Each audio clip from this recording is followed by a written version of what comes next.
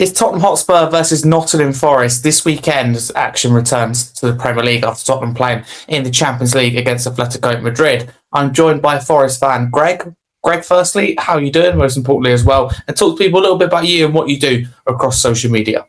Hello, Harry. Good to talk to you again. I'm the co-host of the Talking Reds podcast. It's a Nottingham Forest podcast, which I created with my partner in crime, Richard Spray, who's based in the States. And we do match reviews and match previews, as well as having other guests on for different things. So that's what we do with our channel. And it's a mix of bit of music comes on and a few laughs. And it's been a bit dreary this season because last year, obviously, we had the highs of being in the top three for a while and hoping to get in the Champions League. And now we're kind of being kicked in our complacency a little bit, and we're back down at the foot of the table, battling again for survival, which obviously is something that you guys are experiencing as well. So, yeah, looking forward to having a chat with you about the game coming up on Sunday, and I'm sure we'll get into how we both feel about our survival chances. Certainly will, and like I said to you beforehand, it feels like not a lot I'm going to ask you, but I feel like there's quite a lot to say about it, if that makes sense, in both our seasons, etc., and what's going to happen, because it is a key game down the bottom. Greg, thank you for your time. Good to collaborate with you once again. If I may start, what's your thoughts on Forest's season so far? Of course, been through numerous different managers, highs and lows, I'm sure, but I reckon, could be wrong, don't want to speak for you, that you'll probably be disappointed sitting here right now, the position you're in, maybe compared to where you thought you would be before a ball was kicked this season. So give us your thoughts so far today.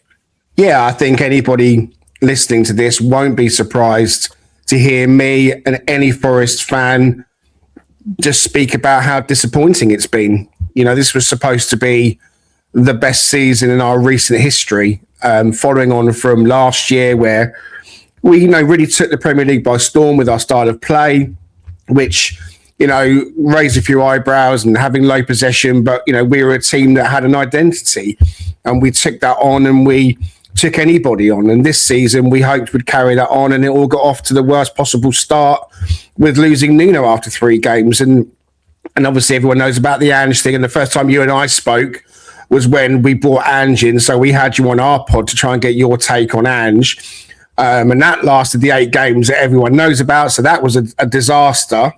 And he since spoke about it on the overlap about how it was a wrong move. And it certainly was that. And then when you bring Sean Dyche in, you think, well, stability is something we're hopefully going to be looking for. And look, I've spoken about it on our podcast. I don't think we should have sacked Sean Dyche. I think that the reasons for sacking him were misplaced. He was performing well in terms of points per game. When he took us over, we were in the bottom 3 by a point or 2. When he got sacked, we were out at the bottom 3 by 3 points, I think it was at that point.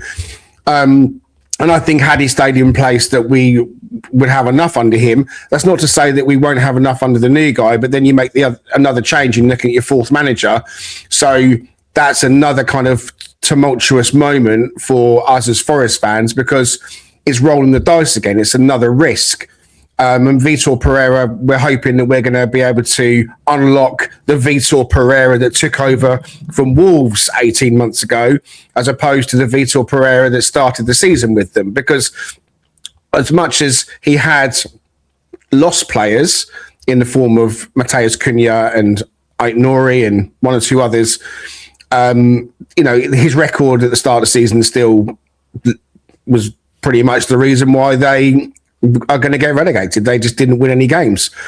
It feels like he's a bit of a firefighter in some respects. He's supposed to come into clubs. We looked at his first 10-game record, and he was regularly picking up at least sort of 3 to 5 or more wins. And we thought, well, look, if he can come in first 10 games and pick up that many wins, then we're going to be fine. The problem is, of course, that we need the wins really in the Premier League. We're still in the Europa League. We lost to Midtjylland last Thursday in a 1-0 defeat at home in torrential rain. And that campaign has now really started to sour a little bit because we can't enjoy it knowing that we don't have the squad to be able to function across both competitions. And the Premier League is our main aim. It's where we want to be. So we go to Denmark on Thursday night coming up ahead of the Spurs game. The manager's already said it's going to be a bit of a changed team, which we expect. So I'm expecting us to go out of the Europa, and I think that will probably do us well.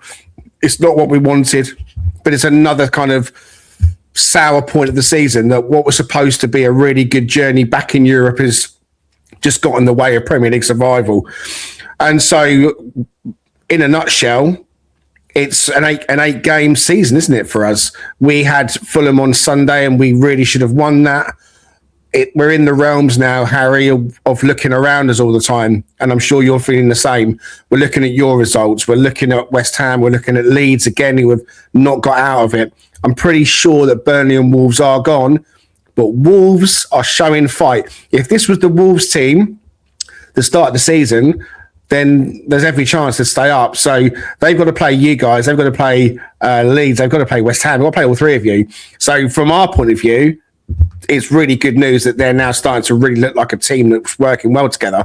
They got, they come back from 2-0 down last night to get an away point at Brentford. So look, in a nutshell, the season's been a roller coaster. It's been more down than up. Managerial changes, off the field problems with the hierarchy, Edu coming in and the recruitment not being great. We just need to try and get through to the end of this season, Harry, and survive. And if we can survive, it's going to be a massive, massive reset. It feels like some of the players have come to the end of their Forest journey. Feels like, there's going to be another overhaul at Forest.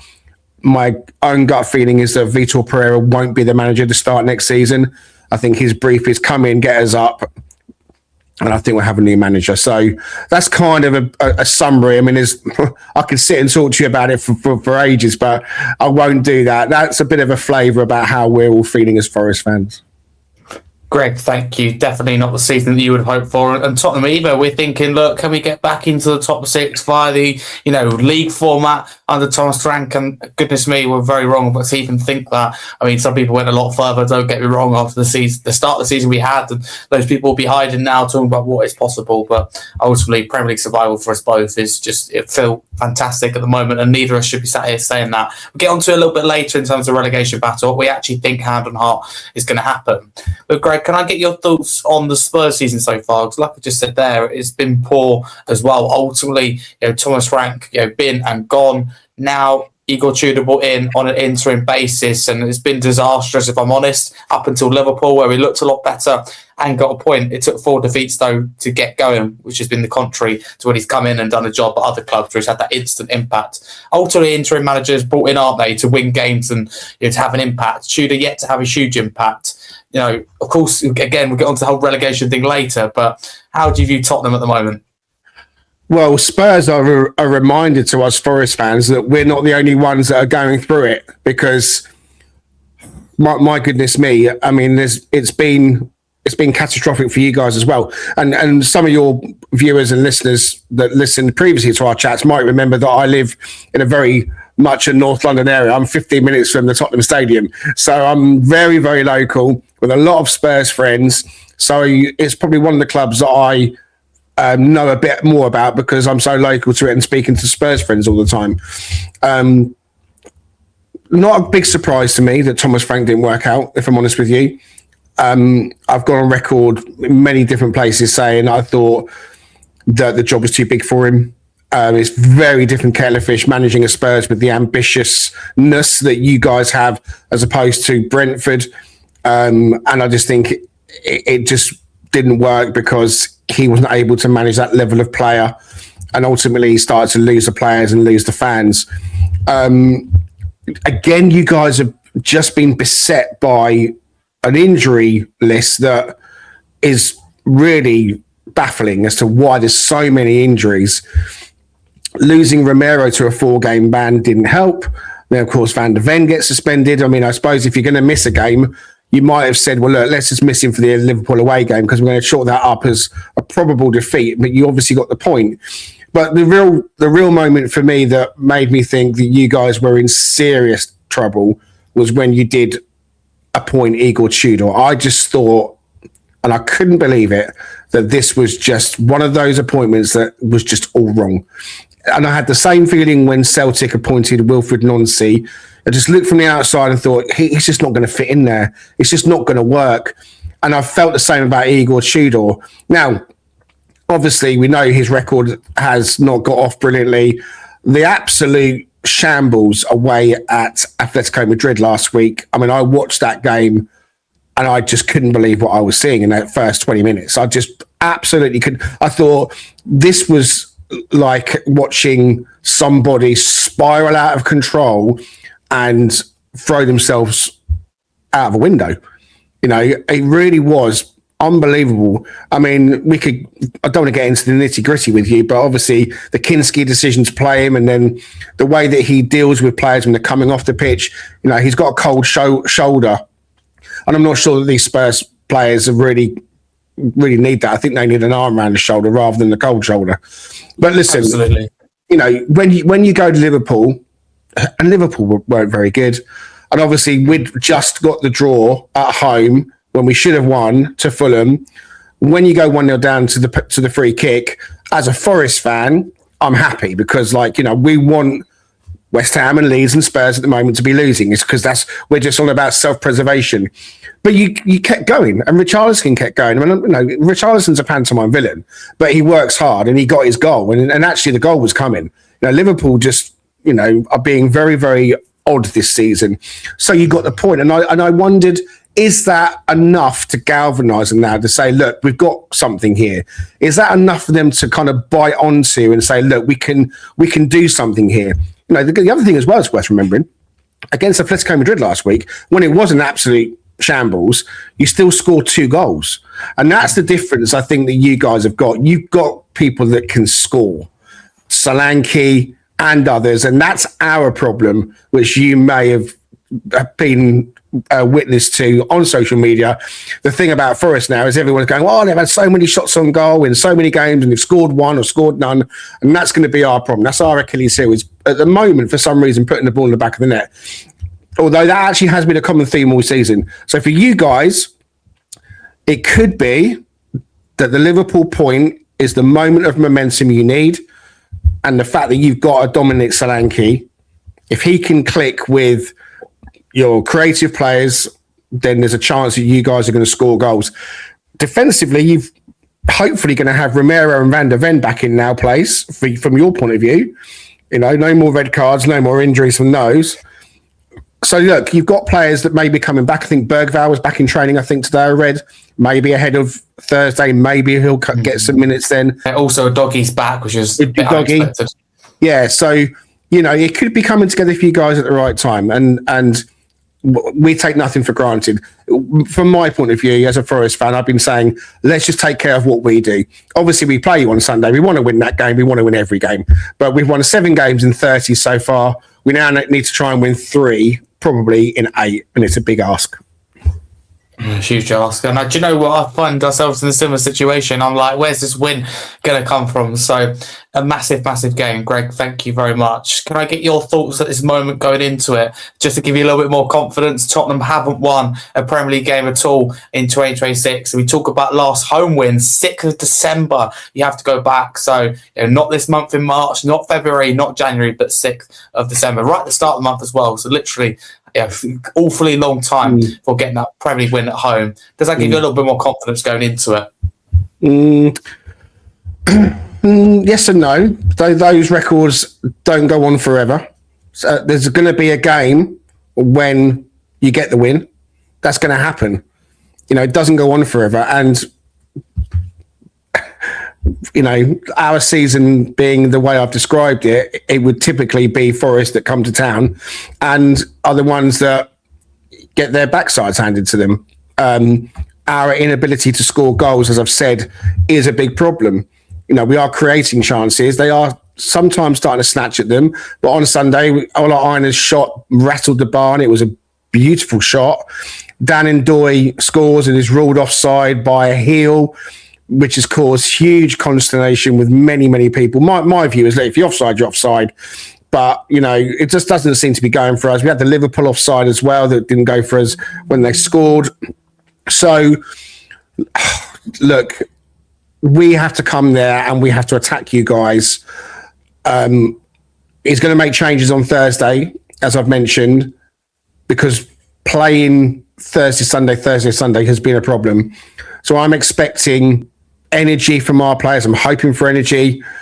And I guess when Atletico Madrid comes to town on Thursday and you guys got to host them, I guess the question is not Thursday, sorry, Wednesday. I guess the question is, what is that going to do to you guys? I mean, if you show fight and let's say you hold them to even if you win it 1-0 or you get a nice 2-2 draw, something, because I don't think you'll turn it around. You might do, you never know. If you go into that game and you come out of that and you go, you know what, we've drawn against Liverpool, we've come back against Atletico Madrid and we've shown something again, that again might mean you're carrying that into Sunday. So again, you know, it's a lot. I guess the reason why I'm talking about these things is because I'm a firm believer in mentality and I'm a firm believer in mindset. I think that's a massive part of football, and belief and unity. And so if these Spurs players are going to be united now around common goal, then, you know, it's going to be a real battle. If there's still that fragility and if there's still the key injuries and if there's still just that lack of gel that's happening, then that's going to be good for us. But we've got to take care of our own game. We've missed Chris Wood. We need to score. We beat you at the City Ground, and when we spoke about the reverse game, you know, at that point in the season, it was back in December, and we ended up winning that game 3-0, and I was there in person, and it was a fantastic job from our point of view. But Spurs were terrible that day. We were really good, but Spurs were awful. And that was obviously under Thomas Frank, and that was just symptomatic of your season. You know, good players that just weren't doing what they should be doing. So, yeah, from our point of view, I'm hoping for more of the same. Would I take a point here and now? God, I probably would. If someone said, we'll give you a point away at Spurs, because that would be 3 points in a row. We drew away at City, we drew at home. So I probably would, but I really want the win. If I'm honest with you, if I was a Forest fan, I wouldn't at the moment. Just as a Spurs fan, I look at us Liverpool aside and think any team can beat us. And like I said it as well, if I'm Wolves as well, I'll be willing to beat Tottenham. I think we'd probably... This may change after Liverpool, but prior to Liverpool, probably the team that you want to play. And that, I think, was a large part of Carragher's, for example, frustration, Sky, because Tottenham had the worst form, even after that Liverpool result, in the whole of the league. And if you look at the last 7, last 8, last 9, whatever data you want to use, it all comes back to Tottenham are the worst in that category. But if we get on to finally like who the 3 teams are going to go down in our opinions, can I get your honest score prediction for this game? You said that you will take a point. I'm interested to think if you'll get it or more. So look, I'm going to almost sound like I'm contradicting myself here. I mean, I guess I'm just saying, look, the reason why I probably would take a point is because I still think Spurs away, tough place to go historically. I know we won there last year. I still think you've got good players, and I just have that thing in my head that says maybe there's just going to be this is the time now with a big relegation rival coming, a big 6-pointer, that kind of gets the juices flowing. So that's why I'm thinking, look, a point would be a good point. But a score prediction, I'm always going to back my team. I'm always going to back Forest, and I'm going to say 1-0 because we don't score enough goals. Defensively, we have been good, though. We have been pretty good defensively. So 1-0 to Forest with my fingers crossed. Okay, Greg, thank you very much for your honesty. Then lastly, before we end, which 3 teams do you think you'll go down then? You said that it's extremely likely, and again, you think most people, if not all, will agree with you that Burnley and Wolves will go. So I assume you think they both go. Who's going to join them if you think that's the case? I won't take any offence, by the way. I'll be honest. You know what? It's changing on a day-to-day basis, Harry. Before on Sunday, I was saying Spurs are done. I was saying Spurs, there's no fighting them. The way that they performed against Atletico Madrid in that first half, albeit like I said, they did get 2 goals. You know, there's still so much fragility in that team that I had Spurs going down. My dark horse, I can make a case for everyone. I can make a case for everyone. Leeds, for some reason, haven't shaken it off. And you know what? There's always one team that gets sucked back in out of the blue. Going to surprise you here. I think it's going to be Burnley, Wolves, and Forest that go down. I think we're going to go down. And I've been saying that on my podcast as well. The reason why I think we're going to go down is because I think our lack of goal scoring is a huge problem. So I think it will be us that slip. What I will say is I don't think Leeds or West Ham go down, especially West Ham. Just look at the unity and how good they look under Nuno defensively, and also they're capable of scoring goals. And they proved against City once at one goal. They can be really clinical. I think West Ham will be okay. Leeds, again, they're together. And you're right in terms of they could get sucked back into it. I just don't see them in their current position, the healthiest of the lot, going down, if I'm honest. So I think that leaves it between Tottenham and Forest. My gut tells me with you guys, if you stuck with Sean Dyche, you would have stayed up, and now you've got Victor Pereira, that you'll go down. That's what my gut's been telling me, if I'm honest. And if you'd asked me prior to Liverpool, I'd say probably Tottenham. But in this moment, I think I will agree with you and say Forest. But again, this game changes it. And Greg, I suppose that leads to my final question. Yeah, so I was just going to say, this game does change it. As I said, you can make a case for everyone to go down. Maybe I'm kind of like putting it into the universe that I think Forest go down. Obviously, hoping it's not going to happen. So I'm kind of bracing myself. Sorry. Yeah, no, absolutely. But I'd argue that it's a 6-pointer. I don't know if you want to go as far as that. Up to you. It is. I would say it's 6-pointer. 100%. Yeah. I mean, look, it's a proverbial 6-pointer. You guys lose, we win, we go above you. I think we're a point behind you still. Is it point behind you again? Yeah, so we go two above. I mean, I'm looking. I've got all the fixtures in front of me for all the teams. And you can make arguments for all of them being pretty tough. I mean, West Ham have got Villa, who have been a bit shady lately. Wolves, who we've talked about being no more a pushover. And then Palace, Everton, Brentford, Arsenal, Newcastle, Leeds. The thing that we have to hope, Harry, is that they don't need a point to survive, the pair of them. If they both need a point, just a point to survive, Leeds play West Ham in the last game of the season. You can imagine them doing a gentleman's handshake, can't you? And then it screws you guys or us. So, but I mean, Spurs with us, then you got to go away to Sunderland. That's tough. Brighton, Wolves, Villa, Leeds. You got Leeds at home. Chelsea. I mean, all Chelsea they've got it in their fantasy heads that they're going to be the ones to relegate you on May the 17th. So, look, yeah, I think it'll be us. Appreciate your honesty. I appreciate that's probably really difficult to say, Greg. But as a Tottenham fan, I'm incredibly worried. Again, a Liverpool game feels like I'm hoping it's not just an anomaly, but let's pretend for now it is. I do think surely we get some confidence from that. I'm in agreement with you, but it's difficult because this is being filmed, just to give context, before the Atletico game. So that changed a lot. If Tottenham go and lose, I don't think we will, by 3 or 4, then all of a sudden that tells me that it probably is an anomaly. Again, depends on what team goes out. But if we fight back, even win by a goal or even more than a couple of goals, even if we go out, that tells me that there is, as Greg said earlier. Can I just quickly ask you, are you guys in the same kind of headspace that it's going to probably be better for you guys to go out? I mean, if you got through against Atletico, that's another set of fixtures, isn't it, that you're going to have to contend with? Emotion aside, yes, because ultimately I believe that it was just in the Champions League in case of getting into it. Anything else as a bonus is always like, can we get through can we go through automatically was the only thing for me. Yeah, I don't think we'll go through, and I think it will benefit us going out, if I'm honest. But having said that, to contradict myself, when we've had longer to prepare for games, it's actually when we've looked worse. Could just be a coincidence. When Tudor's had, let's say that there's one, he had 9 days with the players. That's when we looked at our worst. Whereas with 2 games in a week, is it high demands puts on the players, which increases performance? This week will be really telling. And this week is a huge week for a lot of clubs. For example, Arsenal determines whether they get their first trophy or not. For Arsenal and City, momentum, that's huge, that Carabao Cup game. But both Tottenham and Forest, I think, is key with Europe and then in particular the league. So again, I said this about last week. I think this week as well, we find out an awful lot about the future of quite a few clubs. It's going to go down to the wire, I think. It's going to go down to the very wire. It will, yeah. So it's interesting. Neither of us want to be in this situation, but for sure it's entertaining, and we just don't know what's going to happen. Like you said, changes on a daily basis. But Greg, thank you so much for talking to you today. Really appreciate you giving me your time. Where can people follow you and the podcast on social media? Thank you.